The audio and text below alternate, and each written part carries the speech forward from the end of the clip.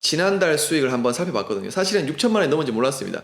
지난달 수익을 살펴보니까 월 수익이 7천만 원이 넘어져 있더라고요. 그 전달에는 5천만 원이 넘었던 것 같아요. 3천만 원에서 6천만 원의 돌파 구간은 앞에 비했던 것보다는 인프라와 시스템의 효율, 직원의 발전을 통해서 손쉽게 넘었다. 이렇게 말씀드릴 수 있을 것 같아요. 월 수익이 얼마의 다음에 목표냐라고 묻는다면 선생님은 월 1억의 수익을 돌파하는 형태를 지금 목표로 삼고 있습니다. 월 1억의 수익을 돌파한다면 우리 회사에서 기획하고 있는 여러 가지 프로젝트를 조금 더 원활하게 진행할 수 있을 것 같고 자금의 흐름도 훨씬 더 좋을 수 있을 것 같고요. 그래서 현재 단계는 선생님이 월 수익을 이제 1억을 돌파하는 형태를 노리고 나도 있다. 한 달에 1억 이렇게 벌고 말씀드릴 싶다. 수 있습니다. 네. 나가자. 지금 커피.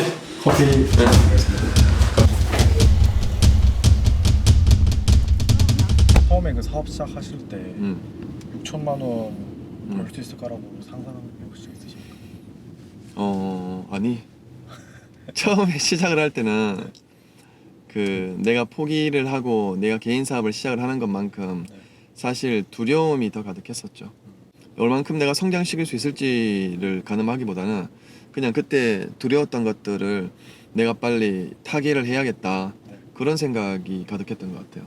월 수익 6천만 원의 돌파는 사실상 앞에 지나왔던 과정에 비해서는 상당히 빠르게 돌파했던 것 같아요.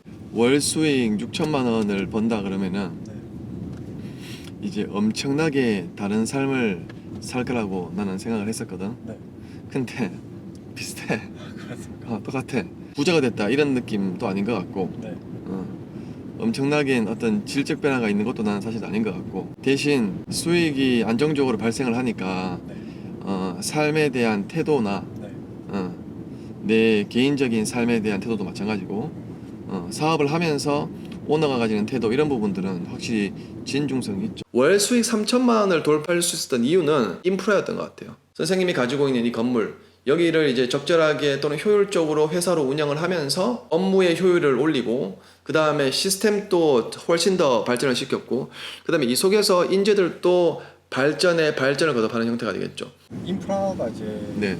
중요하다고 말씀하셨는데 네. 그러면 건물을 네. 안 사고 굳이 지은 이유는 뭡니까? 이제 내가 결혼을 하면서 뭐 실혼집도 좀 필요했었던 것도 있고 네. 그 다음에 나는 처음에 학원이나 사무실을 알아봤는데 인테리어가 정말 안 좋더라고요. 근데 인테리어가 괜찮은 데는 너무 가격이 비싸고 근데 문제는 나는 인테리어를 엄청나게 좋게 해주고 싶었어요. 내가 있는 곳에 왔을 때는 와, 이 사람 정말 다르다 라는 인식을 첫인상을 좀 만들어주고 싶었거든. 근데 사무실에 새로 들어가게 되면은 내가 엄청나게 멋있게 꾸미고 싶은데 꾸며놔도 계약이 끝나면 떼가나? 가져갈 수가 없지 않나? 그렇죠. 그래서 나는 그게 좀 이해가 좀 안 되더라고. 네. 그래서 좀 그랬던 것 같고 그 전에 사무실이 있었거든. 그러니까 그 전에 사무실은 내가 반지하에서도 했어요. 지하실. 그 귀뚜라미가 귀뚜라미 말고 그 뭐지? 곱등인가? 네. 곱등이가 있는 반지하에서도 했었거든요. 근데 그때도 직원들이 있었어요. 근데 그때 그렇게 해보니까 그 직원들이 야, 이거 뭐 삼성 같은 대단한 기업이다. 충성을 다해야지 이런 생각을 하겠냐고. 네. 그러니까 내 맡기는 거지 직원들이. 그러면 직원들이 오면 난 설득시켜야 돼. 나를 믿어달라. 나는 비전 있는 사람이다. 같이 일하면 해보자. 그래서 설득을 시켜야 되고. 곱등이는 나오고. 월 수익을 2천만 원을 돌파를 할 수 있었던 이유는 학원 사업이 되겠죠. 그 다음에 출판사 사업. 이거 두 개를 제외하고 나머지 사업들은 싹 다 정리를 했습니다. 정리를 하고 사업에 포커스를 맞추면서 월 2천만 원의 그 수익을 돌파할 수 있었던 것 같아요. 나는 영어 선생님인데 이상한 레스토랑에 가가지고 촬영하고 인터뷰하고 그거를 이제 그 온라인에 노출을 시켜주고 이런 이제 행동을 했었죠. 그러니까 재미는 있었는데 내 역할에서는 나는 뭐 하는 사람이지? 약간 이런 느낌? 그 사업은 잘 됐어요. 그러니까 충분히 보통 우리가 회사에 취직했을 때 월급 이상으로는 나왔어요. 그 다음에 직원도 운영을 할 수 있었으니까. 그런데 그거를 내가 계속 키우는 것은 답이 없겠다고 생각했던 이유가 나는 그때 디자인이나 아니면 편집이나 아니면 웹 서비스 구축에 대한 지식과 정보를 대단히 가지고 있는 상태에서 그 사업을 했던 것이 아닙니다. 그때는 온라인 미디어에서 그런 사업을 하는 사람들이 없다 보니까 내가 미약한 지식임에도 불구하고 내 사업이 먹혀들었던 거예요. 그래서 난 이렇게 생각했어요. 아, 이 시장은 엄청나게 커지겠다. 그랬을 때 엄청난 전문 지식인들이 이 사업에 투입이 될 것이고, 그럴 때 내가 그들과 경쟁했을 때 승산을 만들어낼 수 있을까? 나는 그렇게 생각을 하니까 답이 없더라고. 그러니까 어떻게든 억척스럽게 할 수는 있겠지. 그런데 자신이 없더라고. 그러면 새로운 공부를 해야 되는데, 그랬을 때 내가 더 잘하는 거는 영어 선생님인데, 그거는 내가 영어 선생님보다는 못할 거 아니야. 그러니까 어느 거 해야 되는 것이 옳은 것인가, 어디에 더 집중하는 것이 옳은 것인가를 생각했을 때 그런 생각이 들었어. 그래서 그 사업을 그만뒀어요. 근데 그거를 접었는 거는 사실인데, 그러면 거기에 내가 잘했었던 영역들을 다 포기하지는 않았어요. 그 영역이 바탕이 됐었기 때문에 출판 사업이라든지 학원 사업이라든지 그런 것들이 계속 잘 됐던 것 같아요. 월 수익을 1,000만 원을 돌파할 수 있었던 이유는 선생님이 직장 생활을 전부 다 정리를 하고 내가 정말 하고 싶어 하는 일 한번 해봐야겠다. 즉 선생님만의 사업을 시작했을 때 그때 월 수익을 1,000만 원을 돌파할 수 있었는데, 그때는 사실 내가 어떤 사업을 해야 될지 완벽하게 정리되지 않은 상태에서 내가 할 수 있는 사업들을 했던 것 같아요. 영어 선생님, 그 다음에 미디어 광고 사업, 출판사 사업, 그 다음에 가외 연결해주는 사업, 학원의 수강생 연결해주는 사업. 근데 좀 약간 영어 선생님이랑 뭔가 좀 미디어 그렇지. 미디어 광고라든지 그 다음 미디어 광고가 제일 그랬겠네. 그게 제일 내가 하는 교육 사업과는 연관성이 조금 없었어요. 지금은 엄청나게 많지만 그때는 블로그를 통해서 광고한다는 개념이 자리를 잡아가려고 했던 시점. 그때 그 사업을 했었죠. 그래서 홈페이지를 만들어주고 블로그 홈페이지도 만들어주고 카페도 개설해주고, 그 다음에 무언가를 검색했을 때 상위 노출될 수 있도록 우리가 잡아주고, 그런 부분들 사업을 했었어요. 그때 좀 가장 기억에 남는 상품 이런 거 있습니까? 많이 있지. 정말 생뚱맞게 떡볶이 레스토랑 이런 것들도 있었고, 그 다음에 여성용품, 여성용품이요? 여성 청결제. 그 다음에 내가 교육 관련을 하고 있다 보니까 자연스럽게 학원에서 문의가 많이 왔었어요. 지금 내한테도 그런 뭐 어떤 이상한 곳에서 학원 수강생 모집해드립니다 하면서 뭐 이런 식으로 메일이 되게 많이 들어오거든요. 내가 옛날에 그 사업 했다는 것을 모르고. 그때 선생님 했던 사업이 뭐냐면 영어 강사 생활은 계속 했었고요. 그 다음에 올바른 미디어라고 선생님이 미디어 광고 회사를 운영했었어요. 그 다음에 가외 연결해주는 사업도 시작했습니다. 그리고 학원에 수강생을 보내주는 일도 했었고요. 그 다음에 출판사도 그때 시작했습니다. 출판사를 내가 만들고 싶은 거예요. 창업하고 싶은 거예요. 근데 출판사에 일을 한 달이라도 좀 해봤으면은 어떻게 돌아가는지 개념이 있을 텐데, 그 개념은 전부 내 상상에서 나왔어. 내 상상에서 왠지 책을 만들려면은 종이가 필요할 것 같고, 종이가 있으면은 잉크가 필요할 것 같고, 맞잖아요. 잉크가 있으면은 책을 찝어야 될 거 아니야. 그러면 제본이거든. 제본이 필요할 것 같고. 그래서 한 개 한 개 정말 알아보면서 나는 종이 그러면은 나는 처음에 사업 시작할 때 A4 용지만 종이인 줄 알았어. 근데 이제 지금이야 규모가 크니까 종이를 몇 톤씩 롤로 막 사고 하는데, 그때는 그런 개념이 없었으니까 그런 것들 알아가야 되는 거잖아요. 그래서 다른 사람의 도움이 필요한데 배우고 싶으면 배울 데가 없으니까 출판사에서 성공을 한 사람들에게 그냥 무작정 전화를 걸었어요. 전화를 걸어가지고 내가 그때 만든 책이 있었거든. 혼자서 정말 그냥 A4 용지에 인쇄를 떠가지고 책으로 대충 찝어서 만든 책이 있었어요. 그런 책을 들고 총판 같은 데를 방문해서 영업하듯이 내 혼자서 돌아다녔어요. 그때 내가 타던 차가 아반떼 XD였어요. 그때 아반떼 XD인데 그 당시 그 기억나거든. 어머니가 돈을 좀 빌려주셔가지고 450만 원 주고 샀어요. 수동. 그거를 타고, 근데 그때도 그거 2002년식이거든. 옛날 차잖아. 좋은 차는 알잖아요. 그 차를 타고 내가 만든 책을, 이상한 책을 들고 총판에 영업하듯이 돌아다녔지.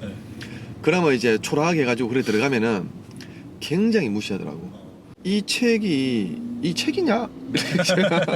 내가 어리니까 사장님들이 반말을 까시더라고. 말을 놓으면서 이 책이야? 이 책이에요? 이 책이야? 뭐 이런 식으로 이제. 요즘에 출판사가, 이 유명한 출판사가 얼마나 많은데 이 출판사에 개념도 없는 사람이 이런 거를 책이라고 들고 와가지고 어떻게 파는지 물어보면은 이거 뭐 어떻게 해요? 그래서 그렇게 얘기하는 데도 있었고, 또 어떤 데는 그냥 예 가세요 이런 식으로 이제 얘기를 하고. 그러니까 나중에는 거기 들어가려고 그러는데 막 겁이 나더라고. 그럴 수 있죠. 그러니까 이제 못 들어가잖아. 네. 그 전화를 했지. 네. 전화로 한번 떠보는 거지. 네. 그럼 오라는 데가 있거든. 네. 그 오라는 데 가봐. 가면은 바빠. 막 포장하고 있고 바쁘잖아 사람들이요. 네. 그러면 또 이제 정중하게 쫓아보내죠. 이상한 사람이다. 네. 그래서 온갖 군데 전화를 다 돌렸어요. 근데 그러다가 그때 내가 대구 지하실에서 사무실을 열고 혼자 하고 있었거든. 네. 근데 그러다가 대구에서 엄청나게 먼 곳, 북한이 가까운 파주, 네. 거기에까지 전화를 하게 됐어. 거기에 출판단지 있다는 걸 내가 그때 알았어. 네. 거기에 이제 전화를 하게 된 거지. 그러니까 거기에 어떤 사장님이 전화를 딱 받고 엄청나게 황당하거든. 네. 그런 적이 없으니까. 네. 이상한 사람이 알지도 모르는 사람이 어떻게 알았냐 물어봤는데 내가 네이버에서 검색했다 그랬거든. 그러니까 그런 사람이 좀 배우면 안 되겠냐 그러니까 웃기잖아. 네. 그래서 한번 오기나 와봐라 라고 얘기를 하시더라고. 네. 그래서 찾아갔어요. 그 길로 버스 타고. 엄청나게 길이 멀고 어렵더라고. 그래서 꼴짜기까지 찾아갔어요. 그래서 이제 그 사장님을 만나서 나의 사연을 얘기를 했어요. 이렇게 하는 사람인데 네. 책 만드는 거를 좀 배우고 한번 해보고 싶다 네. 라고 얘기를 했었어요.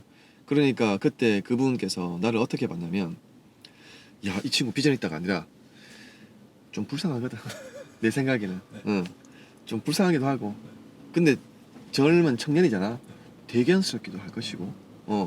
그 다음에 아들과 같은 나이대일 테니까 조금 도와주고 싶기도 했을 거라고.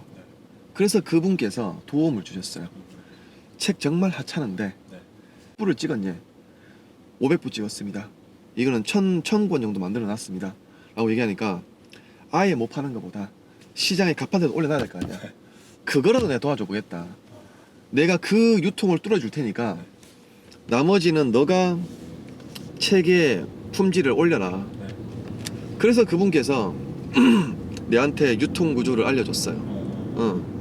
근데 그때는 엄청나게 감사하더라고. 근데 지금 생각해 보면은 그게 나는 지금 총판하고 출판사를 다 가지고 있으니까 네. 그게 지금 내 입장에서는 별로 어려운 게 아니에요. 네. 누가 책 들고 와가지고 선생님 제 책을 예를 들어서 여기 대형 문고에 팔고 싶은데 어떻게 팔 수 있을까 얘기하면은 전화 한 통하면은 판매를 시켜줄 수가 있거든. 지금은. 근데 그때는 그분이 그렇게 종이에 그때는 정의를 적어서 이렇게 해주시더라고. 그때 정말 눈물 날 만큼 감사하더라고. 만약에 누군가가 또 그렇게 해서 대표님처럼 온다면 대표님도 알려줄 건가 있어요? 충분히 알려주지.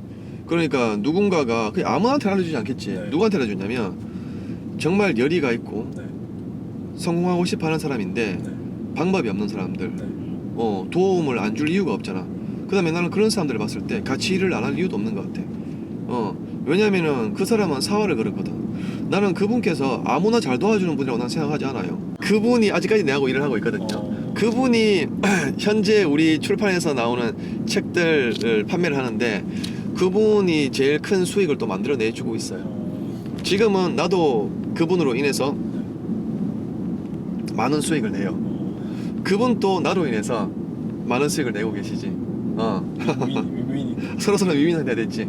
그러니까 좋게 말하면은 그분은 투자하신 거였고 내가 감사한 입장에서 말씀을 드리면은 그분께서 나를 가르쳐 주신 거였고 가르쳐 주신 이유는 젊은 청년이 찾아와서 그렇게 부탁을 하는데 네. 안쓰러워 보이는 것 플러스 네. 이 친구의 이 정도의 의지라면 네. 내가 알려줬을 때 이 친구는 습득할 수 있을 거라는 생각도 들었을 거라고 난 생각을 해요. 그래서 그 먼 길까지 찾아가서 인사도 드리고 했었어요. 지금은 이제 그분께서 더 자주 오시지만 근데 지금 생각해 보면은 내가 어떻게 그렇게 했나 싶어요. 먼저 선생님이 20대 후반이었어요. 중후반 정도라고 하는 게 더 좋을 것 같네요. 연구소에서 인턴 생활을 하면서 학교에서 석사 박사 생활을 같이 하고 있었습니다. 그때 연봉 3천만 원의 스카우트제가 들어왔었어요. 빛종 개살구. 네. 왠지 연구원이라 그러면은 엄청나게 대단한 연구소에서 엄청나게 연구를 하는 대단한 지식인. 네. 맞잖아. 네. 지성인. 네. 시대를 잘 알고 이런 느낌의 사람 인재로서 일을 했을 거라고 생각을 하는데 사실 그렇지 않았어요. 상당히 힘들었는데 그 힘들었던 것이 일이 많아서 힘들다기보다는 직장에서 오는 스트레스, 인정받지 못함에 대한 아쉬움, 어떤 분노, 오기 무시당한다라는 어떤 생각들, 내가 여기서 도태되겠다라는 그런 두려움들, 그런 것들이 혼재된 상태에서 직장 생활을 했는데 너무 나가기 싫더라고. 잠을 잘 수가 없었지. 왜? 잠을 자는 순간 바로 다시 아침이 올 테니까. 네. 아침이 오면은 출근을 해야 되잖아. 네. 그게 두려우니까 잠을 잘 수가 없어요. 그러면 잠을 안 자려면은 뭐 해야 되냐? 뭐 공부를 하든지 책을 보든지 그러면 좀 시간이 굉장히 가치가 있을 텐데 네. 그러지도 못했어요. 이 일에 대한 스트레스 때문에. 네. 그럼 뭐 하냐면 이제 게임 같은 걸 하지. 시간 낭비. 네. 그냥 킬링 타임이 되겠죠. 그런 이상한 짓을 하고 있는 것이죠. 밤새고 출근하면은 너무 몰골이겠지. 그래서 새벽에 5시, 6시쯤에 목욕탕을 가지. 네. 목욕탕에 가서 1시간 남짓 목욕탕에서 뜨거운 물에서 이제 몸을 좀 녹이면서 리듬을 조금 찾으려고 노력하죠. 네. 그러니까 그것이 나의 출근하기 위한 최소한의 예의. 그렇게 해가지고 이제 출근을 하지. 네. 그러면 당연히 업무에 효율이 나겠냐고. 안 나죠. 절대 안 나지. 그러면 앉아 있으면은 잠 오지. 괴롭고. 네. 그럼 어떻게 할까? 자한 척 하는 거지. 대신 연구원이니까 내 사무실에 있었어요. 네. 문 열린다. 그래서 이제 일하는 척 하고 또 이제 아무도 없으면은 잠이 오니까 이래가지고 이제 연구원 정도쯤 되면은 상당히 내공 있는 그런 연구를 진행을 해야 되는데 사실 내가 하는 것은 잡일이었어요. 내가 진급하지 못하도록 내가 성장하는 것을 악착같이 막더라고. 근데 이제 뭐 직장 생활 좀 해보신 분들은 아시겠지만 어떻게 막냐? 그냥 안 돼 하지마 이렇게 안 막겠지. 위해 주는 척하면서 맞잖아. 너를 위한 행동이야. 이건 너를 위한 과정이야라고 얘기하면서 꾹꾹 누르는 거지. 혹여나 올라올까봐. 그런 이제 과정 속에서 내가 들어가 있는 거지. 자존심 상하겠지. 네. 물론 그 속에서 너는 그러면 잘못한 건 없냐? 나에게 잘못이 있다면 조금 더 이거를 하면서 조금 더 그 구조 속에서 나를 좀 구겨 넣었어야 되는 것이었던가 나는 그런 생각을 해요. 그런데 못하겠더라고. 못하겠더라고. 그래서 그때 여러 가지 고민을 많이 했었어요. 아까 전에 영상에서는 내가 이제 지금까지 와 있기 때문에 그 과정들을 내가 손쉽게 이야기를 했는 것이겠지만 네. 그 시절을 돌아본다라면은 나는 엄청나게 힘들었지. 그 시절에 나는 수많은 눈물을 흘렸었고 수많은 아쉬움에 내 당시 여자친구 지금의 아내에게 이제 울분을 토했었고 부모님께 하소연도 했었고 주변 조언을 구할 만한 사람들에게 이런 얘기를 하곤 했었어요. 근데 답은 없더라고. 답은 뭐 그거였지. 사회생활 안 해봐서 그렇다. 좀 더 해봐야 된다. 그렇게 이제 얘기하는 것이죠. 두 번 다시 내가 원치 않은 구조 속에서 일을 하지 않으리라고 난 다짐을 했어요. 그 다짐이 나는 엄청나게 확고하게 했어요. 그래서 절대로 나는 그러니까 그 구조나 그 환경이 직장생활 모든 게 잘못됐다는 건 나는 아닌 것 같아요. 네. 그 나는 이제 나의 방식으로 내 입장에서 이렇게 얘기를 했는 것이고 네. 아까 얘기했듯이 정말 객관적으로 나를 돌아본다면은 사실상 능력이 부재였어요. 내가 능력이 뛰어났더라면은 나는 그런 수모를 안 당했을 거라고. 네. 내가 능력이 조금 더 좋았더라면은 더 많이 인정을 받았을 것이고. 네. 그러니까 나의 능력은 역부족인데 나의 기준과 내가 기대하는 수준은 항상 위쪽에 가 있었던 거지. 그러니까 거기에 충돌이 발생하는 거예요. 근데 그거를 어린 마음에 어린 오기에서는 이것을 사회의 탓으로 돌렸고 이것을 구조의 탓으로 돌렸고 물론 그 사회와 그 구조 속에서 내가 아쉬운 사람들과 마주했던 것도 난 사실이에요. 그 사람들이 좀 밉더라고. 근데 그것도 좀 아쉬워. 그 능력이 부족했다면 내가 기대하는 기업과 연구소의 위치는 능력이 부족한 사람을 인재로 키워내줘야 될 거 아니야. 네. 근데 그런 것들이 없었어요. 근데 그거 생각하면은 막 올라온다. 그 생각하면은 막 담아내고 싶어. 네. 실명 거론하면서 연구소 이름 거론하면서 담아내고 싶거든. 네. 참지. 그 사람 아직도 그 연구소 있습니다. 있지. TV에 한 번씩 나오고. 진짜요? 나오지. 나오는데 욕하면은 잡혀가는 거 아닐까요? 그렇지. 조심해야 되겠지. 그래서 뭐 복수할 것도 없어. 그 사람 날 기억도 못해. 왜? 하찮았으니까. 내가 그 직장을 그만두고 내가 대단한 석학이 되어야겠다라는 생각을 접었을 때 그때 나는 너무너무 분노했어요. 내 자신이 미웠고 내 자신이 미우면서 이것을 사회나 구조, 기업의 탓으로 돌렸거든. 그리고 그때 굉장히 울분을 토하면서 모든 걸 정리를 했어. 그리고 내 사업을 시작했거든요. 인재 가득한 곳에서 연구원 생활을 할 수 있었다는 장점이 있었지. 그리고 누가 너 뭐 하냐 요즘에? 라고 얘기하면 나 연구원이야. 네. 나 모 연구소에서 네. 너 다 알지? 하면서 나 모 연구소에서 네. 연구원이고 앞으로는 대단한 연구원이 될 것이야. 이렇게 얘기할 수 있으면 되게 좋잖아요. 네. 근데 내가 하는 일은 별로 없었어요. 근데 몸과 마음은 더 괴로웠지. 왜? 스트레스를 받으니까. 근데 지금은 내가 회사를 운영을 하면서 여러 가지 프로젝트와 업무를 진행을 하잖아요. 네. 근데 일이 엄청나게 많아요. 네.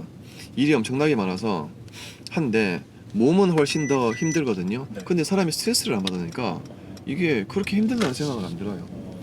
그러니까 내가 직장에서 그 선생님들이나 직원들에게 하는 얘기도 그런 부분들인데 스트레스를 안 받으면은 일이 많아도 할 만한 것 같아요. 근데 직장을 딱 들어갔는데 여기가 스트레스다. 네. 거기에 오너가 싫거나 네. 아니면 직장 상사가 싫거나 네. 아니면 동료가 싫거나 아니면 그 구조가 좀 별로라면은 네. 나는 그게 사람들 피말려 죽이는 것 같아요. 그렇죠. 그 정말 괴롭거든. 네. 그 돈 꼴랑 얼마 더 주면서 네. 스트레스 받게 하면은 버티는 사람도 있어. 왜? 사람은 돈이 필요하잖아요. 네. 근데 그렇게 살면 어떻게 되냐면 일평생 네. 딱 땡하고 마치면 저 새끼 저 어떻게 버릴까 이런 생각이 들고 맞잖아. 그런 생각이 들고 그 다음에 제발 6시 언제 오나 또 아침 9시 죽겠다. 월요일 화요일 출근할 때 와 세상에서 제일 싫은 날이 월요일이다 이렇게 돼버리거든. 두려움이 막 두근두근거리고 네. 그렇게 돼버리면은 안 좋죠. 근데 영상을 보시는 분들 중에서 어떻게 본다면 상당수는 이게 또 살아가려면 이런 것들을 또 참고 인내를 해야 되는구나 라고 생각을 하고 사는 사람들도 있을 거라고 난 생각을 해요. 네. 오늘 영상은 어떻게 월 수익 2,300에서 월 수익 6천만 원 이상의 그 수익 구조를 만들어냈는가에 대한 이야기를 영상으로 담아보고자 합니다. 먼저 선생님이 20대